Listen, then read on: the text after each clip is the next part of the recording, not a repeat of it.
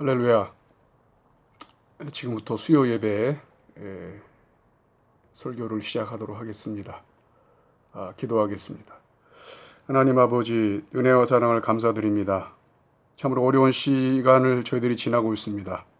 아버지께서 함께 하셔서 이 모든 날들이 속히 지나게 하옵시고, 또 하나님의 은혜 가운데에 또 좋은 날 보게 하여 주시옵소서. 이 시간에 또 하나님 말씀을 통해 귀한 뜻을 듣고자 합니다. 깨달아 알게 하여 주옵시고, 우리의 마음에 하나님을 향한 열정이 불타오르도록 주께서 도와 주시옵소서. 영육의 새 힘을 우리 모두에게 허락하여 주시옵소서. 예수님의 이름으로 기도드립니다. 아멘. 성경 봉독하겠습니다. 성경 봉독은 하나님의 말씀 사무엘상 3장 15절부터 21절까지를 보겠습니다. 사무엘상 3장 15절부터 21절입니다. 제가 읽겠습니다. 사무엘이 아침까지 누웠다가 여호와의 집의 문을 열었으나 그 이상을 엘리에게 알게 하기를 두려워하더니 엘리가 사무엘을 불러 이르되 내 아들 사무엘아 하니 그가 대답하되 내가 여기 있나이다 하니 그가 이르되 내게 무엇을 말씀하셨느냐 청하노니 내게 숨기지 말고 내게 말씀하신 모든 것을 하나라도 숨기면 하나님이 내게 벌을 내리시고 또 내리시기를 원하노라 하는지라. 사무엘이 그것을 그에게 자세히 말하고 조금도 숨기지 아니하니 그가 이르되 이는 여호와의 신이 선하신 대로 하실 것이니라 하니라. 사무엘이 자라매 여호와께서 그와 함께 계셔서 그의 말이 하나도 땅에 떨어지지 않게 하시니 단에서부터 브엘세바까지의 온 이스라엘이 사무엘은 여호와의 선지자로 세우심을 입은 줄을 알았더라. 여호와께서 실로에서 다시 나타나시되 여호와께서 실로에서 여호와의 말씀으로 사무엘에게 자기를 나타내시니라. 아멘. 한밤중에 하나님께서 사무엘을 부르셨습니다. 네 번째 부르심을 듣고 나서야 사무엘은 하나님 앞에 엎드립니다. 그리고 하나님은 어린 사무엘에게 첫 계시를 내리십니다. 그런데 그 첫 계시의 내용은 참으로 안타까운 말씀이었습니다. 엘리 집안에 대한 비참한 심판을 말씀하셨습니다. 그리고 하신 말씀 그대로 처음부터 끝까지 그 심판을 다 이루시겠다. 이렇게 하나님께서 말씀하십니다. 참으로 참담한 일이지요. 그 계시를 받은 사무엘은 아마도 더 이상 잠을 이룰 수 없었을 것입니다. 아침까지 누워있다가 일어나서 성막의 문을 엽니다. 그때 사무엘의 마음이 어땠을까요? 차마 엘리의 얼굴을 볼 수가 없었을 것입니다. 말을 해야 하나 말아야 하나 갈등도 많았을 것입니다. 만약 자기가 엘리에게 그 모든 계시를 알렸을 경우 낙심하고 슬퍼할 엘리의 얼굴을 상상해 볼 때 사무엘은 도저히 말할 용기가 나질 않았을 것입니다. 자기 스승인 엘리가 괴로워하고 슬퍼하는 것, 사무엘은 그것이 두려웠을 것입니다. 그때 간밤에 하나님께서 사무엘을 부르신 줄 알고 있던 엘리가 사무엘을 부르죠. 그리고 하나님께서 사무엘에게 어떤 계시의 말씀을 주셨는지 너무도 궁금했습니다. 그래서 사무엘을 불러서 한마디도 빼놓지 말고 하나님께서 하신 말씀을 그대로 자기에게 전해줄 것을 청합니다. 만약 하나라도 숨기면 하나님께서 벌을 내리시고 또 내리시기를 원한다고 강하게 압박합니다. 엘리의 절박한 심정을 잘 볼 수 있죠. 왜냐하면 그는 이미 2장에서 하나님의 사람을 통해 자기 가문의 몰락과 또 새롭게 세움받을 충실한 제사장에 대해 예언을 들었기 때문입니다. 하나님께서 당시 제사장이던 자신에게 말씀하시지 않고 어린 사무엘에게 말씀하셨다는 것은 드디어 2장에 들었던 그 예언이 현실이 되고 있다는 예감도 들었을 것입니다. 사무엘은 엘리의 요구대로 자기가 들은 모든 계시의 내용을 하나도 빠짐없이 엘리에게 알려줍니다. 사무엘의 얘기를 다 듣고 난 엘리가 이렇게 말합니다. 이는 여호와이시니 선하신 대로 하실 것이니라. 18절 끝에 있죠. 이 말은 자신의 죄를 인정함과 동시에 하나님의 심판의 정당성을 인정하는 말입니다. 비록 하나님 앞에 죄를 범하여 심판을 받게 되었지만 하나님을 원망하지 않고 심판을 받아들이는 엘리의 자세는 본받을 만합니다. 그리고 그의 말 속에서 우리가 얻을 수 있는 교훈이 있습니다. 첫째는 하나님은 실수가 없으신 전지전능하신 주권자라는 사실입니다. 하나님은 절대로 실수하지 않으십니다. 실수로 심판하지 않으십니다. 하나님은 전지전능하십니다. 모든 것을 다 아십니다. 엘리 자신과 아들들의 죄를 다 아십니다. 잘못 알고 오판하지 않으신다는 말이죠. 그리고 하나님은 모든 일의 주인이 되십니다. 결국에 이루어지는 것은 하나님의 뜻입니다.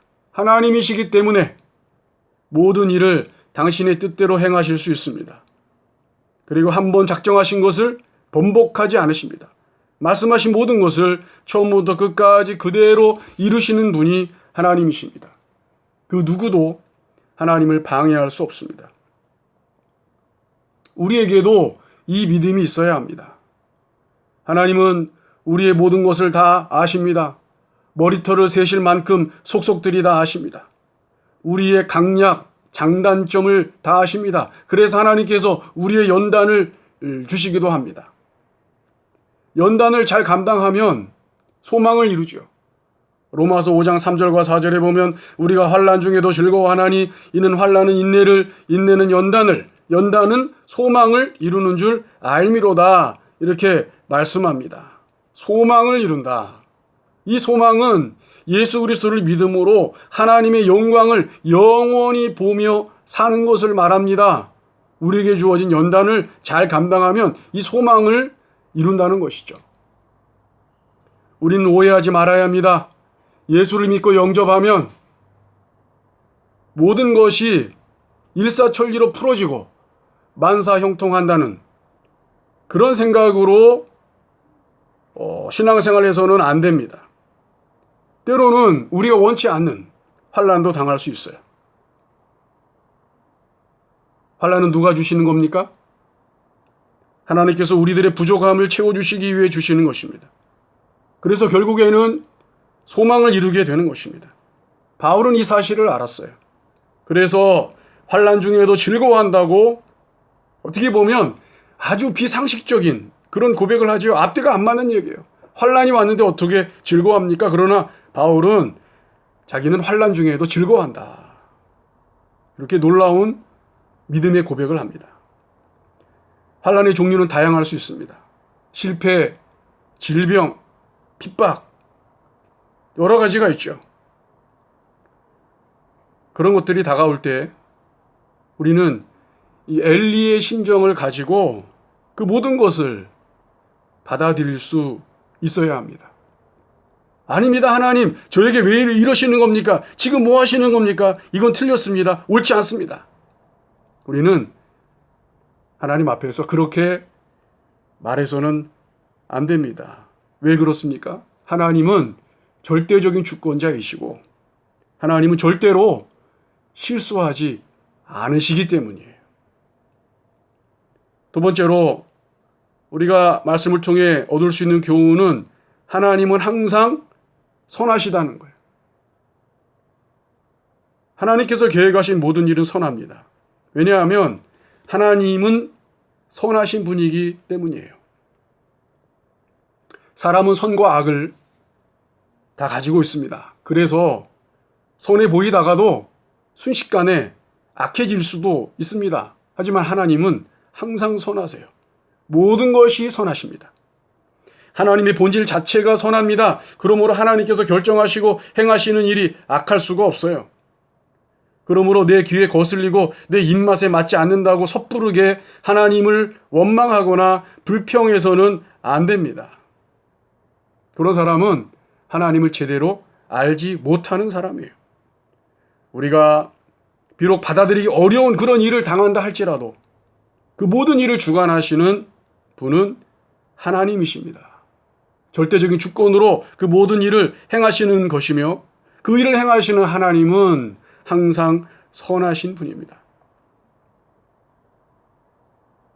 The Walls라는 영화를 본 적이 있습니다. 2차 대전 당시 독일군들이 만행을 저지르던 어느 강제 수용소가 연합군에 의해 탈환됩니다. 연합군이 들어오자 수용소에 갇혀있던 피골이 상접한 한 라피가 연합군 장교를 찾아와요. 그리고 이런 부탁을 합니다. 건강한 자와 병든 자가 모두 함께 모여 예배를 드릴 수 있게 해주시오. 이제까지 이곳에 와서 단 한 번도 함께 예배를 드려본 적이 없어. 그들은 수많은 동포들의 처참한 죽음을 목격했습니다. 그리고 자신들도 언제 죽음을 당할지 알지 못하는 공포 속에 살았습니다. 그러나 그들이 자유를 얻게 되었을 때 가장 먼저 하고 싶었던 일이 예배였다는 것입니다. 예배보다 하나님을 향한 원망과 불평이 더 하고 싶지 않았을까요? 우리라면 어땠을까요? 유대인들은 그들의 오랜 떠돌이 역사 속에 함께 하신 하나님의 선하심을 믿었습니다. 환난 속에서도 하나님의 선하심에 대한 믿음을 잃지 않았던 것입니다. 오늘 본문에 이어지는 19절부터 21절의 말씀을 보겠습니다. 사무엘이 자라면서 단에서부터 브엘세바까지의 온 이스라엘이 사무엘은 여호와의 선지자로 세움을 입은 줄로 알게 됩니다. 이 단은 북의 끝을 말하고요. 브엘세바는 남쪽의 끝을 말해요. 그러니까 온 이스라엘이 사무엘은 여호와의 선지자로 세우심을 입은 줄로 알았다는 겁니다. 왜냐하면 여호와께서 사무엘과 함께 하셨기 때문이에요. 함께 하신다는 것을 어떻게 알 수 있었습니까? 사무엘이 하는 말이 그대로 다 성취되었어요. 다시 말해 여호와께서 사무엘에게 말씀을 주시고 그 말씀이 그대로 다 성취되게 하셨다는 것입니다. 그러니까 모든 백성들이 사무엘이 참 하나님의 선지자임을 알게 되었다는 말입니다. 사무엘에게 특별한 능력이 있었던 것이 아니라 전능하신 하나님께서 그를 통해 일하셨기 때문입니다. 특별히 21절 끝에 나오는 여호와의 말씀으로 사무엘에게 자기를 나타내시리라라고 하는 말씀을 주목해 볼 필요가 있습니다. 사무엘을 부르시고 지속적으로 그에게 말씀하셨다는 것입니다. 말씀이 곧 하나님의 나타나심이었습니다. 영이신 하나님께서 말씀으로 자신을 나타내신 것입니다. 그것이 계시죠. 계시. 우리는 가장 안정된 계시의 시대에 살게 되었음을 감사해야 합니다. 우리는 하나님의 완성된 계시인 성경 속에서 하나님을 만납니다. 자기가 죄인인 줄 깨닫습니다. 그리고 죄 문제를 해결하기 위해 예수님의 십자가로 나아갑니다. 그래서 구원받고 하나님의 백성으로 거룩한 삶을 추구하게 됩니다. 성경은 우리의 구원과 인생길을 위해 완전 충족한 것입니다. 다른 것을 기웃거릴 필요가 없어요. 또 한 가지 기억해야 할 것이 있습니다. 요즘 자기가 선지자로 불리기를 좋아하는 사람들이 있어요. 자기가 하나님의 계시를 받아 말하는 사람이란 것이죠. 다 거짓 선지자입니다. 기록된 말씀이 없던 시대에 하나님께서 사무엘과 같은 선지자를 세우시고 그의 입에 말씀을 주시고 그 말한 것을 하나님께서 함께 하심으로 다 이루어지게 하셨습니다. 그때는 사무엘과 같은 선지자가 참 선지자였습니다. 그러나 오늘날처럼 기록된 계시인 성경을 가지고 있는 우리에게는 성경 그대로 증거하는 사람이 참 선지자입니다. 굳이 선지자라는 명칭도 필요 없습니다. 목사가 되었든 교사가 되었든 누구라도 성경 그대로 전하는 것이 중요한 것입니다. 성경에 기록되어진 말씀이 살아계신 하나님의 약속이요 예언입니다. 우리는 그것을 전하면 됩니다. 이루시는 분은 하나님이십니다. 내가 이루는 것이 아닙니다.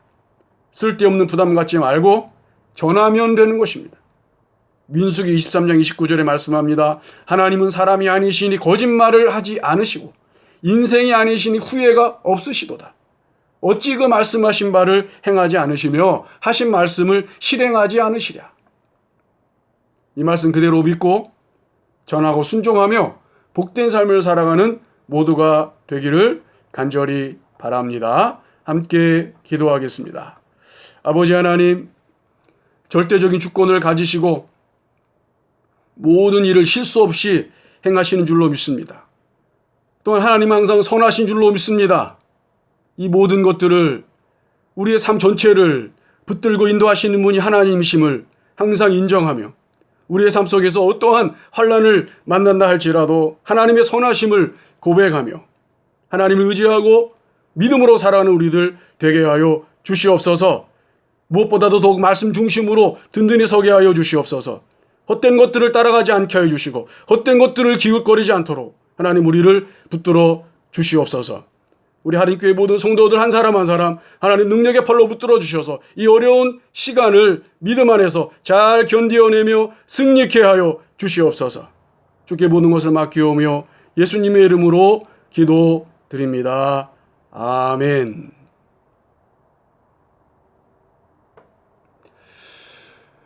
특별한 광고는 없고요. 우리 서로를 기억하며 이 어려운 때에 기도할 수 있기를 바랍니다. 그리고 속히 우리가 정상적인 예배를 회복할 수 있도록 그 일을 위해서도 기도해 주시고요. 그때 필요한 광고가 있으면 이렇게 말씀을 전한 후에 전해드리도록 그렇게 하겠습니다. 찬송과 또 기도 이것은 자유롭게 하시면 되겠습니다. 감사합니다. 주기도문으로 마치겠습니다. 하늘에 계신 우리 아버지여, 이름이 거룩히 여김을 받으시오며 나라가 임하옵시며 뜻이 하늘에서 이룬 것 같이 땅에서도 이루어지이다. 오늘날 우리에게 일용할 양식을 주옵시고 우리가 우리에게 죄 지은 자를 사하여 준 것 같이 우리 죄를 사하여 주옵시고 우리를 시험에 들게 하지 마옵시고 다만 악에서 구하옵소서. 대개 나라와 권세와 영광이 아버지께 영원히 있사옵나이다. 아멘.